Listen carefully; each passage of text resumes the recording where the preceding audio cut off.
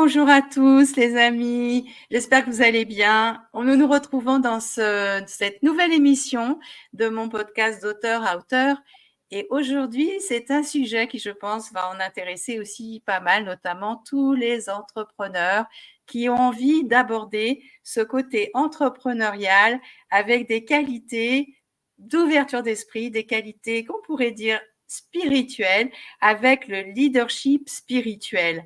Ou comment peut-on relier justement ces valeurs qui sont importantes pour nous à un entrepreneuriat.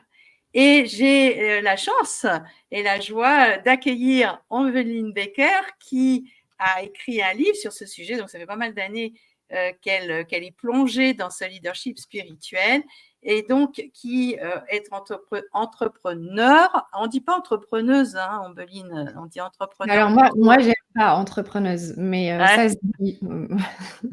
Ça se dit, et qui est coach spécialisé dans l'accompagnement des dirigeants en quête d'alignement. Bonjour Omeline et bienvenue Bonjour, dans mon Patricia. émission. Merci beaucoup de ton invitation. Avec plaisir.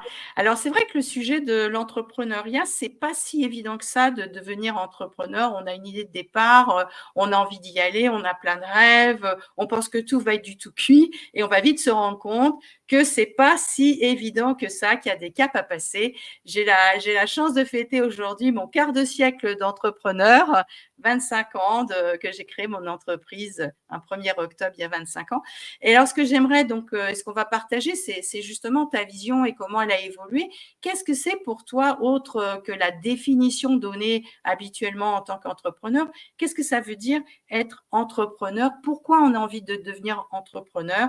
Et est-ce qu'il y a des bonnes et ou des mauvaises raisons pour ça? Alors, être entrepreneur, je crois que dans le livre, je donne la vraie définition de ce que c'est un entrepreneur. Un entrepreneur, il crée une activité qui se veut être rentable. Donc, la définition de base, c'est ça. Après, on entreprend pour la majorité, on entreprend pour une quête de liberté. Une liberté de gérer son temps, une liberté d'exploiter son potentiel, une liberté de développer ses compétences, une liberté de dépasser des plafonds de verre aussi financiers. Donc, je pense que c'est une des raisons principales du déclic d'entreprendre. Et les mauvaises raisons, alors je ne sais pas s'il pourrait y avoir des bonnes ou des mauvaises raisons. Tout est ajustable, mais je pense que quand on entreprend uniquement pour une recherche de créer de l'argent uniquement pour soi, sans avoir d'intention de contribution, sans y mettre plus de sens que ça, quand on est simplement dans un état d'esprit d'accumuler, de posséder simplement pour soi, voilà, ce sont des entrepreneurs avec lesquels je n'ai pas trop de conversations en général. Et en même temps, il y a tous ceux qui justement entreprennent, comme tu le disais, pour avoir plus de richesse. Et pour autant, on se rend compte que ça tombe pas tout cuit, quoi, et qui fait qu'il y a effectivement des entrepreneurs qui savent créer ou générer une richesse à la hauteur de 50 000 euros par mois et d'autres qui dépassent des plafonds. Donc, c'est presque l'opposé, c'est-à-dire c'est comme s'il y avait une espèce de repli intérieur et que la richesse, on ne le mérite pas ou c'est pas pour nous, alors qu'il y a l'idée de développer cette richesse. Comment tu comprends ça, toi, aujourd'hui, ces écarts aussi importants dans le type entrepreneurial? Je pense qu'il y a aussi une différence à faire entre les personnes qui deviennent entrepreneurs après une reconversion ou après avoir été salariés et les personnes qui entreprennent dès le début de leur carrière professionnelle. Parce que quand on a été salarié, on va avoir tendance à rester un peu salarié de sa propre activité. Et donc, on va être toujours dans cet état d'esprit du mérite, de recevoir en fonction de ce qu'on fait, en fonction du nombre d'heures de travail, en fonction des efforts. On reste dans ce paradigme du mérite et du labeur. Alors que quand je vois les jeunes, par exemple, le jeune qui a fait Kaizen, là, tu sais, sur YouTube avec son ascension de l'Everest, etc. Bon, bah, c'est un jeune, c'est un influenceur et il a tout de suite un esprit entrepreneurial, mais parce qu'il a un message à faire passer.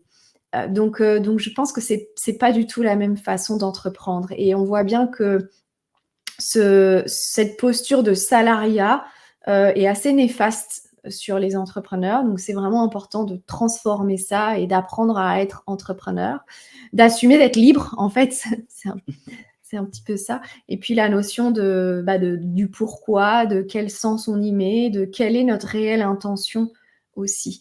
Et même les personnes qui, au départ, créent une activité pour plus d'indépendance financière, pour plus d'autonomie, pour par exemple des femmes qui ont envie de gagner de l'argent en dehors de ce que rapporte leur conjoint.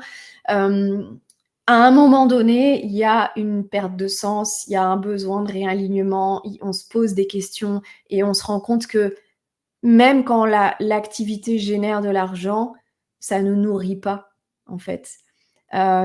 J'ai eu plein de conversations avec des entrepreneurs, notamment dans mon podcast Vérité, qui expliquent qu'ils ou elles ont vécu un certain niveau de succès, d'accomplissement, et qu'après ça, il y a eu une chute assez douloureuse parce que réussir financièrement ne leur a pas apporté ce qu'ils ou elles espéraient.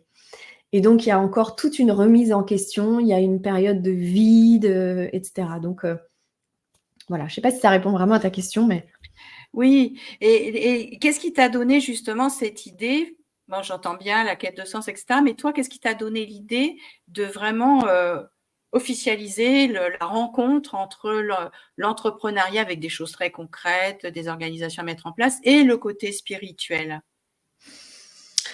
Alors ça, c'est un long chemin. C'est un très long chemin parce que déjà j'ai mis à peu près 2 ans à me rendre compte que j'étais entrepreneur et pas parce que je me voyais coach en fait, mais j'avais pas compris que j'étais entrepreneur. Donc j'ai déjà mis 2 ans à comprendre que j'étais entrepreneur.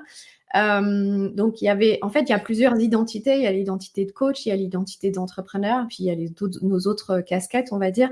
Mais la spiritualité, au départ, était comme beaucoup de personnes. J'ai toujours été quelqu'un de spirituel. J'ai été éduquée comme ça. Ça fait partie de mes valeurs.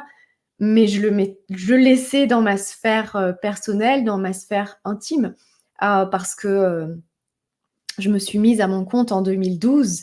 La sphère du développement personnel et spirituel n'était pas encore ce qu'elle est aujourd'hui. La spiritualité ne prenait pas autant de place qu'elle prend aujourd'hui. Et donc, je n'y pensais même pas à parler de spiritualité dans mon travail. Même si je suis devenue entrepreneur et je suis devenue coach parce que la vision holistique de l'être humain devenait essentielle pour moi. Et ce côté intégral, c'est-à-dire arrêter de se séparer entre sa vie personnelle et sa vie professionnelle, arrêter de mettre de côté ses passions pour gagner de l'argent et pour un job alimentaire, essayer de tout réconcilier. Donc j'avais déjà cette conscience et c'est vraiment la motivation qui m'a amenée à entreprendre. Mais il m'a fallu plusieurs années, et je le raconte aussi dans le livre, pour comprendre que la spiritualité était au cœur de mon entreprise. J'ai eu aussi beaucoup de résistance à ça. J'ai mis du temps à l'accepter, j'ai mis du temps à le mettre en matière aussi. Et donc, même ce terme leadership spirituel, c'est pas moi qui l'ai choisi. J'aurais même pas osé, si tu veux, mettre ça sur le livre. C'est l'éditeur qui a choisi ça. Et merci, parce que c'est tellement ça, mon message. Mais je me souviens du jour, c'était je pense en début d'année, là, 2024, donc il y a quelques mois, où je reçois la première version de la couverture du livre et où je vois écrit en gros comme ça leadership spirituel. Et là, j'ai compris. Je dis ah oui, donc en fait, c'est plus moi qui décide vraiment. Il y a autre chose de plus grand. Il y a une mission qui est là et maintenant, il va falloir que je l'incarne et que je l'assume. Donc voilà. Et ça, au bout de plus de 10 ans d'entrepreneuriat, 12 ans d'entrepreneuriat. Donc tu vois, ça a mis 12 ans en fait à vraiment s'incarner. Oui, il y a vraiment des étapes, comme tu disais. Déjà, l'étape, si on est salarié, faut s'en dégager parce qu'il y a, comment dire, une organisation finalement dans sa tête je me souviens quand je me suis installée, tous les fins de mois, alors que j'avais plus de salaire, je me versais mon salaire, tu vois. Des fois, c'était un peu ric-rac. Puis à un moment, j'ai pris conscience de ça. Je me dis, mais qu'est-ce que je suis en train de fabriquer? Ça sert à rien que je fasse ça. Je peux faire quand je veux. Donc ça, c'est ce que tu ramènes bien Tu comme peux le faire tous les réflexion. jours, oui. Ouais. C'est exactement ça. On voit bien qu'on est formaté. C'est le terme que je cherchais. Et puis, comme tu dis, en fait, on a plusieurs casquettes et souvent, on se rend pas compte. On met en avant le coaching, la méthode, l'approche qu'on a et on se rend pas compte qu'il y a tout le côté de l'entreprise et du gestionnaire d'entreprise et du chef d'entreprise derrière. Et puis, le côté spirituel, ce que j'ai bien aimé que tu ramènes aussi dans ton livre, c'est considérer l'entreprise comme une véritable identité au-delà de toi. Tu ramènes ça comme idée dans ton livre et de ce que cette entreprise, c'est un échange en fait. C'est qu'est-ce qu'elle t'amène, qu'est-ce que tu lui amènes, à quel moment tu peux la faire évoluer, comment tu peux la faire évoluer.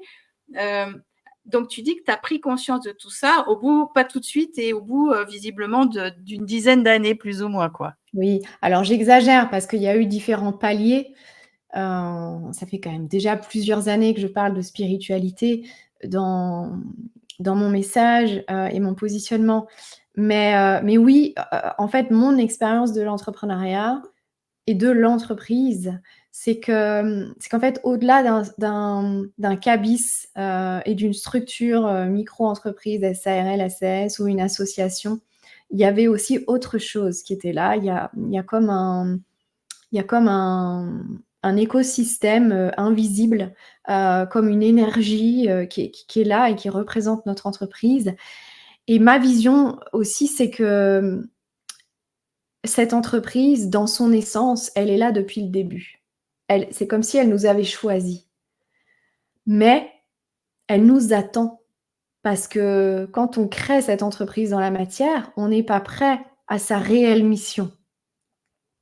Et c'est en ça que je trouve l'entrepreneuriat initiatique, c'est parce que c'est ce parcours entrepreneurial et cette découverte peu à peu de notre posture d'entrepreneur et de tout ce que ça engendre, c'est ce parcours qui va nous amener à nous transformer, qui va nous amener à remettre en question aussi nos motivations, qui va nous faire nous poser des questions, etc. Et peu à peu, on va découvrir aussi la véritable raison d'être de notre entreprise. Donc, mon entreprise aujourd'hui s'appelle Nous, parce que c'est un terme spirituel qui est ce pont entre le spirituel et le matériel.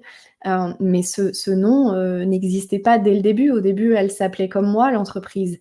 Mais il a fallu plusieurs années pour que ce nom descende, pour que je sois en mesure aussi de le recevoir, de le conscientiser, de le comprendre. Et il m'a encore fallu 2 ans pour vraiment le mettre sur mon site, tu vois. Donc à chaque fois, ce sont des processus aussi je pense, d'élévation de conscience, de transformation, de réalignement. Voilà. Et d'ailleurs, dans ton livre, ce que je trouve aussi intéressant, c'est qu'il y a plein d'exercices de coaching, en fait, de réflexion pour faire le point, pour justement aller, même si on a une première idée au démarrage, le pourquoi, et comment ça a évolué, est-ce que c'est toujours actuel d'aujourd'hui. Donc, vraiment, il est facile à utiliser pour faire des points et des étapes. Et dans ces étapes, justement, et je te rejoins tout à fait dans l'idée d'un cheminement avec soi et avec le monde finalement, il y a des éléments qui vont arriver un peu de manière un peu systématique et automatique chez quasiment le plus grand nombre d'entrepreneurs, et notamment ce fameux sentiment de illégitimité ou d'imposture. La question, c'est est-ce que je suis légitime ou pas? Et ça, alors, tous les coups, ça marche. À tous les coups, à un moment, je ne sais pas dans ton expérience, mais je vois que tu fais un signe de la tête. Donc, comment on fait avec ça, de ton point de vue? Comment, toi, tu imagines pouvoir justement changer ce sentiment d'imposture que on pourrait avoir à un moment, notamment dans les débuts de parcours en tant qu'entrepreneur? Oui, alors après, vivre le syndrome d'imposteur, c'est aussi important. Donc de le comprendre, de comprendre comment il fonctionne, de comprendre ses stratégies aussi, à quel moment il se manifeste, et cetera. Ça nous pousse quelque part à aller dans la connaissance de soi et dans la transformation. Donc faut surtout pas, se débarrasser tout de suite du syndrome d'imposteur, je trouve. Mais en fait, l'entrepreneuriat, surtout pour les personnes qui sont sensitives, qui sont sensibles et qui ont, vraiment, une envie d'entreprendre pour, par sens, par contribution, et cetera. Le parcours entrepreneurial révèle toutes les dissonances de la société. Et donc le syndrome d'imposteur révèle une dissonance majeure qui est cette croyance qu'on nous rabâche depuis, toujours, qui est que c'est l'extérieur qui va nous remplir, qui va nous donner un statut social, qui va nous donner une valeur dans une société, qui va nous amener, la reconnaissance, l'amour, et cetera. On nous fait croire que c'est l'extérieur, comme, quand on nous donnait des notes à l'école, c'est en fonction de c'était la décision ultime, quoi, qui allait définir qui on était, de quoi on était capable. Bon, aujourd'hui, il n'y a plus ce système-là, mais donc on est vraiment dans une société où on nous fait croire que c'est l'extérieur qui nous définit. C'est pour ça qu'on est dans une surconsommation. C'est parce que ce qu'on a, ce qu'on possède, nous donne une valeur. Et donc, quand on entreprend, surtout quand on est dans le service, dans l'accompagnement, où c'est nous-mêmes qu'on vend, eh bien, on se rend compte que ça fonctionne pas comme ça. Et ça fonctionne à l'inverse, c'est-à-dire c'est mon niveau d'estime de moi, c'est la valeur que j'ai envers moi-même qui me permet de vivre l'entrepreneuriat de façon saine et durable. C'est pas, tu vois, c'est aussi toute la définition de la réussite. C'est pas ce que j'ai qui valide ma réussite. C'est qui je deviens. Donc en fait, l'entrepreneuriat, c'est un peu une voie accélérée pour voir les dissonances et pour choisir un autre paradigme aussi. Mmh. Alors ça, c'est effectivement un des sujets qui est assez récurrent. Un autre qui est assez récurrent, c'est le thème de la richesse financière et qui va à un moment poser des problèmes et qui parfois justement, enfin quand même assez souvent dans les témoignages que j'ai, qui va faire que comme ça marche pas forcément comme on l'avait imaginé, comme voilà, on se disait bah tiens ça va marcher très vite, ça y est je vais avoir l'argent pour vivre et tout. Ce que je constate c'est qu'il y a souvent après des restrictions quand ça fonctionne pas et il semble que c'est pas la meilleure manière d'agir. Et il y a une idée que j'ai relevée dans ton livre que je trouve très chouette, c'est, je vais la lire, votre façon de faire de l'argent aujourd'hui est votre façon de faire tout le reste. Alors, est-ce que tu peux développer cette idée-là? Oui, en fait, la phrase, c'est votre relation à l'argent et votre relation à toute autre chose dans la vie. Alors, c'est pas de moi, mais j'ai jamais retrouvé l'auteur, mais ça vient plutôt des États-Unis et du Canada. J'ai perdu le fil de ce que je voulais te Oui, dire. c'était au sujet, si tu veux, des problématiques rencontrées en termes financiers et quand on est confronté à ça à un moment du parcours, on se referme en fait. Et c'est peut-être pas forcément la meilleure manière de faire, tu vois. Est-ce que c'est autrement dit, comment conserver l'énergie du succès, comment conserver l'ouverture, même si les résultats sont pas à la hauteur de ce qu'on avait Ouais. imaginé au départ. Oui, mais en fait, tu sais, pour revenir à ce que je disais tout à l'heure sur ce truc où on croit que c'est l'extérieur qui nous définit, c'est un peu le même sujet. C'est-à-dire que, ben, quand on est entrepreneur, on a l'impression que les résultats financiers de l'entreprise nous définissent et donc quand on n'a pas de résultats ou quand ils sont mauvais ou insatisfaisants, ça a tout de suite un impact sur notre estime de nous-mêmes et sur notre identité. Et ça, c'est dangereux parce qu'effectivement, c'est un peu une spirale. Pour sortir de ça, et c'est exactement la même question sur le syndrome d'imposteur, c'est important de complètement changer sa perception et d'arrêter de croire qu'on manque de quelque chose, qu'on n'est pas assez, on a toujours l'impression de manquer de quelque chose et que c'est l'extérieur qui va nous combler ce manque. Le syndrome d'imposteur, c'est ça qui veut dire. C'est je ne suis pas légitime, ça veut dire je manque de quelque chose. Et donc, c'est tout ce paradigme, la richesse, c'est la même chose, c'est tout ce paradigme de croire qu'on doit recevoir, mais au détriment d'autre chose. Et c'est toute la problématique, notamment de la relation à l'argent. Et donc, quand je dis c'est pas moi qui dis, mais cette phrase de la relation à l'argent, c'est notre relation à toute autre chose dans ce monde, on se rend compte de tout ce paradigme que j'appelle la perte d'intégrité. C'est-à-dire, on a appris un petit peu l'amour conditionnel aussi dont on parle dans le développement personnel. On nous a fait croire que pour recevoir l'amour et la reconnaissance, je devais abandonner une partie de moi, cacher une partie de moi ou être une personne différente. Et c'est ce conditionnement qui n'est pas possible dans l'entrepreneuriat parce que c'est ça qui nous amène à un moment à disjoncter ou à faire un burn-out. Parce qu'on ne peut plus se séparer comme ça, on ne peut plus vivre dans ce choix et cette séparation permanente. On ne peut pas continuer à recevoir de l'argent au détriment de notre intégrité.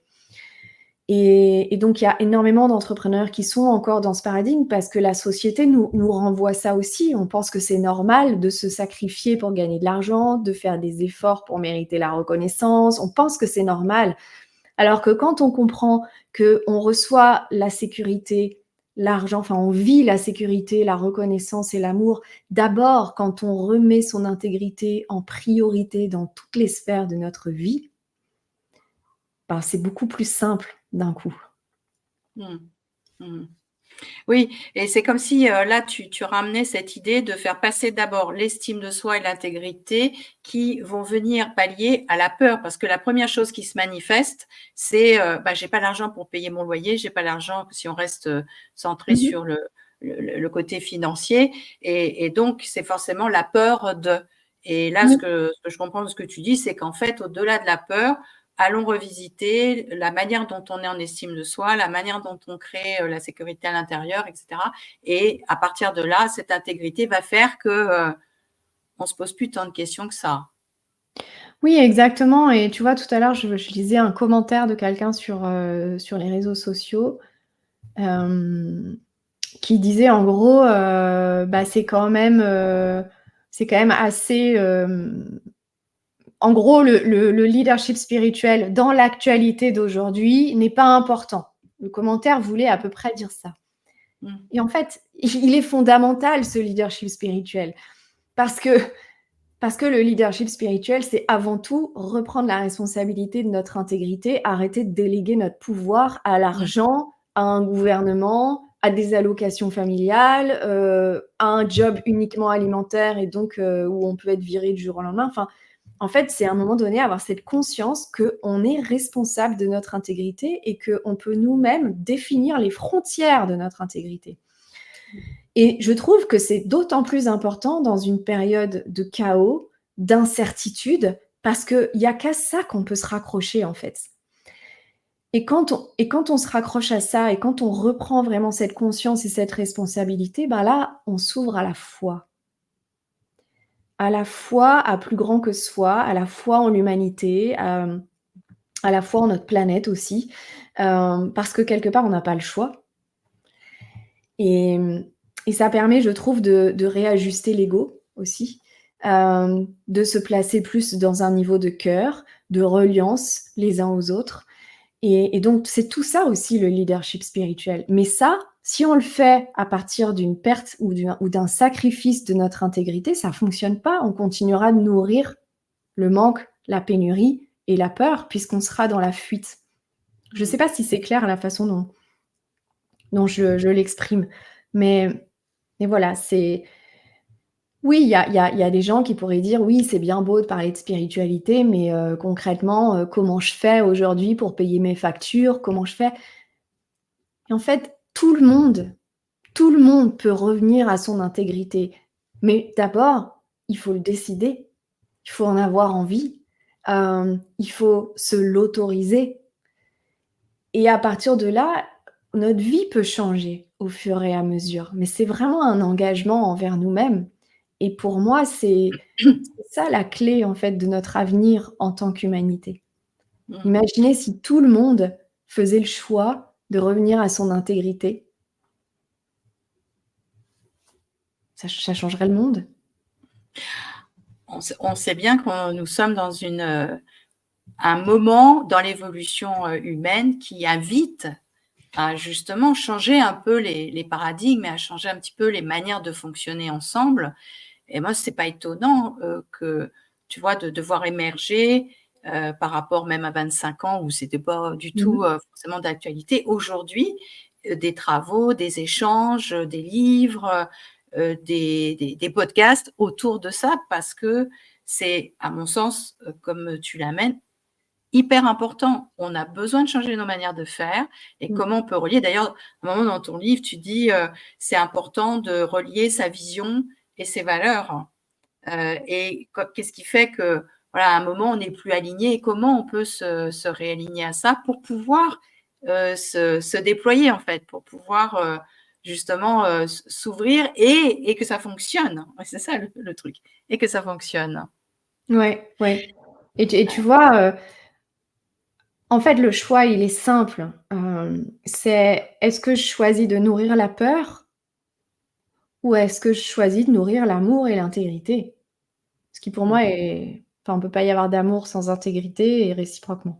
Donc, je pense on en est tous à faire ce choix. Et tu vois, la personne qui a fait ce commentaire, je pense qu'elle a pas choisi l'amour. Je pense qu'elle a choisi de rester dans la peur. Et choisir l'amour, c'est pas choisir la facilité. Il faut du courage. C'est ça, c'est un cheminement. Et je compléterai même ta phrase avec même si je ne sais pas comment faire. Mais Parce que c'est la exactement. première question, c'est mais comment je fais ça? Bah, même si je ne sais pas comment faire, le choix, quel choix est à faire? Oui, et Alors, il y a c'est d'abord prends la décision et le comment viendra après. ouais. Ça donne des pistes, hein, les amis. Alors, à votre écoute et avec vraiment dans le livre, j'aurais affiché la couverture parce que voilà, leadership spirituel de Ombeline Becker, il y a vraiment, vraiment plein de pistes super intéressantes. J'aurais eu ce bouquin il y a 25 ans. ça aurait été aidant et soutenant. Ça n'aurait pas empêché le cheminement qui est toujours, voilà, c'est un cheminement, je dirais, infini. Hein, ça s'arrête pas. C'est pas parce que au contraire, ça demande à vraiment revisiter, qu'on ait 10 ans, 20 ans, 30 ans d'entrepreneuriat. C'est une dynamique, en fait. Et il y a une autre idée dans ton livre que je trouvais aussi intéressante, où tu disais, on ferme ses frontières et on stoppe les fuites d'énergie. Alors, voilà, là, je pense que ça serait intéressant par rapport aux personnes qui ou sont en ouverture par rapport à l'énergie. Il y en a qui, bon, ça parle bien. Mais qu'est-ce que tu entends par fermer ses frontières et stopper les fuites d'énergie? Bah, c'est exactement, une autre façon de parler d'intégrité. En fait, la définition originelle de l'intégrité, c'est l'intégralité. Donc c'est notre capacité à être entier. Et quand on commence à se rendre compte de tous les endroits dans notre vie, de toutes les situations, de toutes les relations, que ça soit dans notre entreprise ou dans notre vie personnelle, où on autorise une fuite, une faille dans notre entièreté pour recevoir de l'amour, de la reconnaissance ou de l'argent, c'est assez effarant. Et comment tu reconnais ça concrètement? Tu as des exemples? Tu as des exemples? Bah oui, tu sais, c'est ce fameux truc qui dit, on peut pas tout avoir, on peut pas réussir partout. Donc de toute façon, c'est comme si on devait tout le temps choisir et on est conditionné comme ça. Donc on se dit: «Bah, soit je choisis le bien commun, soit je choisis la richesse personnelle. Soit je choisis, le spirituel, soit je choisis le matériel. Soit je choisis, ma transformation, le développement de moi, soit je choisis de faire carrière en entreprise. En fait, on est tout le temps dans ce choix. Et le problème, il est là, c'est qu'en fait, il n'y a pas de choix. Et quand on comprend qu'on peut tout rassembler, à partir du moment où on s'autorise à être entier, on s'autorise à faire respecter nos limites, on s'autorise à dire non, c'est un premier niveau de leadership, en fait. Donc fermer ses frontières, c'est un peu ce que je disais tout à l'heure sur l'intégrité, c'est reprendre cette responsabilité-là, c'est arrêter de déléguer son pouvoir à l'autre, je sais pas, à son père, à sa mère, à son conjoint, à sa conjointe, à ses enfants, à son entreprise, à l'argent, à un gouvernement tout puissant, peu importe en fait, au Covid, enfin tu vois, aux médecins, enfin peu importe. Il y a plein d'endroits où on délègue notre pouvoir et donc simplement un premier changement, tu vois, de prendre conscience de ces situations-là et de reprendre la responsabilité. Tu vois, c'est comme, il y a tellement d'entrepreneurs et de femmes entrepreneurs qui ne prennent pas la responsabilité de leurs résultats financiers. Elles n'osent pas, C'est-à-dire, c'est difficile d'assumer la responsabilité de ces résultats, surtout quand ils ne sont pas satisfaisants. Parce que ça nous remet dans cette culpabilisation dans laquelle on est déjà de base en tant que femme. mais c'est d'oser reprendre cette responsabilité et de faire ce qu'on a à faire. Mais ça, c'est pareil, c'est pas choisir la facilité. Voilà, faut pas non plus tomber dans l'excès inverse de mettre tous les autres responsables. Enfin bref, je m'étale un peu. Est-ce que je réponds à ta question? Oui, je comprends et nous comprenons que l'intégrité est importante. L'état d'esprit dans lequel on aborde l'entreprise et le sens du pourquoi en fait on fait ça est important et nous mènera. Et ce qui est aussi intéressant et ce que tu ramènes plutôt vers la fin de ton livre, c'est de comprendre que à un moment on a fait le tour de ce que l'entreprise qui a été créée à un instant T pouvait produire avec un sens donné et que c'est aussi une étape suivante de se dire et de faire le point et de se dire bah maintenant ok je sens bien que j'arrive à un carrefour ou un changement de plateforme de jeu et que c'est le moment de faire un peu le point, qu'est-ce que j'ai à lâcher, qu'est-ce que j'ai à laisser transformer et où est-ce que je peux laisser une partie de cette entreprise s'amplifier. C'est un petit peu cette idée que j'ai compris dans ton dernier. Et ça veut dire qu'il faut accepter de faire évoluer, de faire évoluer son entreprise et donc de se faire évoluer soi-même. Oui, exactement. Et puis, pour compléter aussi sur la notion de fuite, en fait, l'entrepreneuriat révèle très rapidement tous les endroits où on est dans ce paradigme de perte d'intégrité et donc de fuite parce qu'il y a l'argent. Et la norme, c'est de penser son entreprise pour l'argent. Sauf que quand on fonctionne comme ça, on prend l'habitude de se sacrifier pour l'argent dans son entreprise et pour la croissance de l'entreprise. Je pense que peut-être 99% des entrepreneurs fonctionnent de cette façon, en croyant devoir se sacrifier, surtout dans les premières années. Mais en fait, les premières années, on a l'impression qu'elles durent toujours. On a l'impression de devoir se sacrifier pour la croissance en disant « c'est juste un temps, ça ira mieux plus tard ». Mais ça, c'est vraiment problématique parce que plus on fonctionne comme ça, plus l'entreprise se développe dans notre propre sacrifice, plus c'est difficile de changer ce paradigme-là après. Parce que l'entreprise, elle se développe, peut-être elle développe une certaine notoriété, elle a un certain chiffre d'affaires, etc. Il y a une équipe, et c'est difficile de changer après et de revenir à soi en premier. Mais donc, si on a des jeunes entrepreneurs dans ta communauté, vraiment, même si vous êtes au début, parce que ça je l'entends souvent, mais non, mais c'est au début, c'est normal, après je pourrai changer. Non, c'est penser votre entreprise dès le début dans le respect de vous-même. Ne faites pas les choses pour l'argent. Faites les choses dans votre intégrité et ça ouvre aussi tellement de possibilités.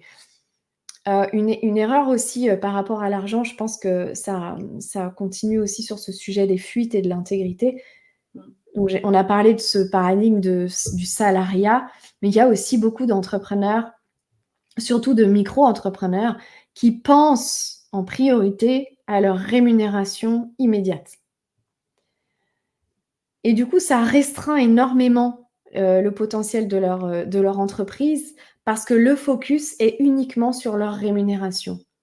Au lieu d'avoir vraiment un état d'esprit entrepreneurial et de réfléchir et de bâtir une entreprise avec une mission, avec un message et avec un modèle économique prospère au-delà juste d'une simple rémunération.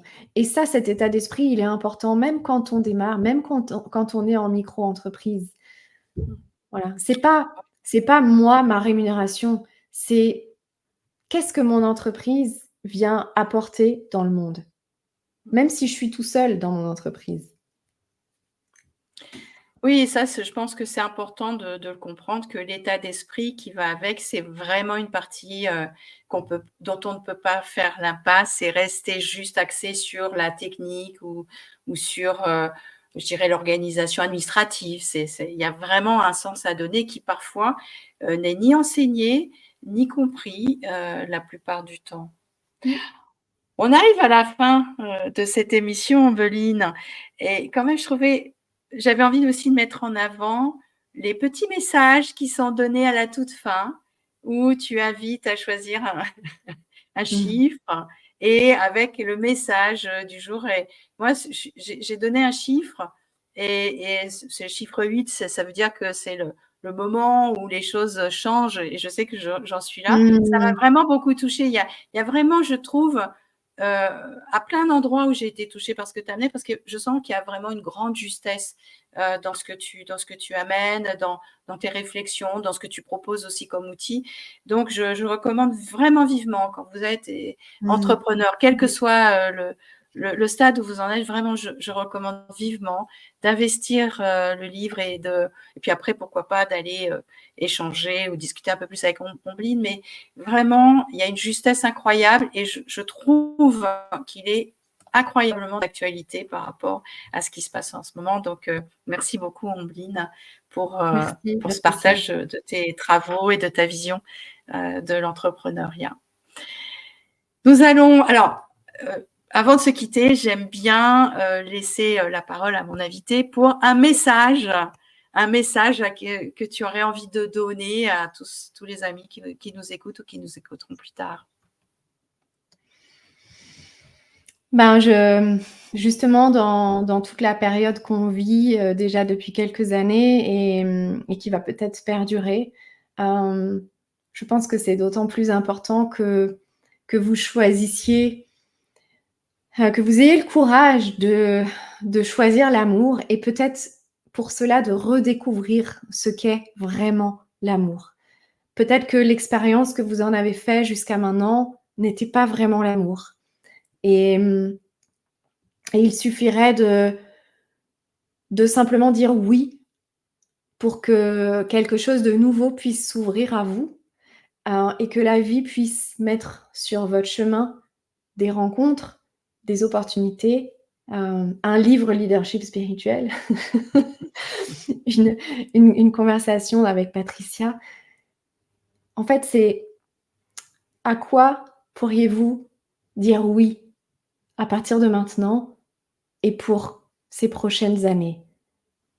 Et ce oui va soutenir votre intégrité et celle des autres et de notre planète.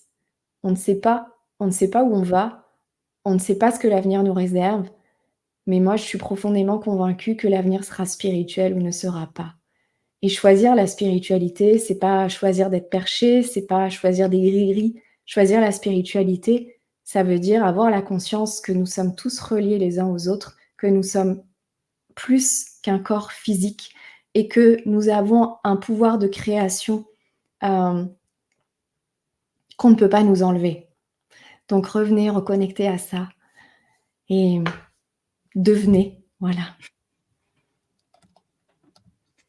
Merci Ombline pour ce beau message. Merci à vous tous et à vous toutes qui écouterez cette émission dans la journée, dans la soirée. Enfin, profitez-en, n'hésitez pas à mettre vos commentaires en dessous de la vidéo.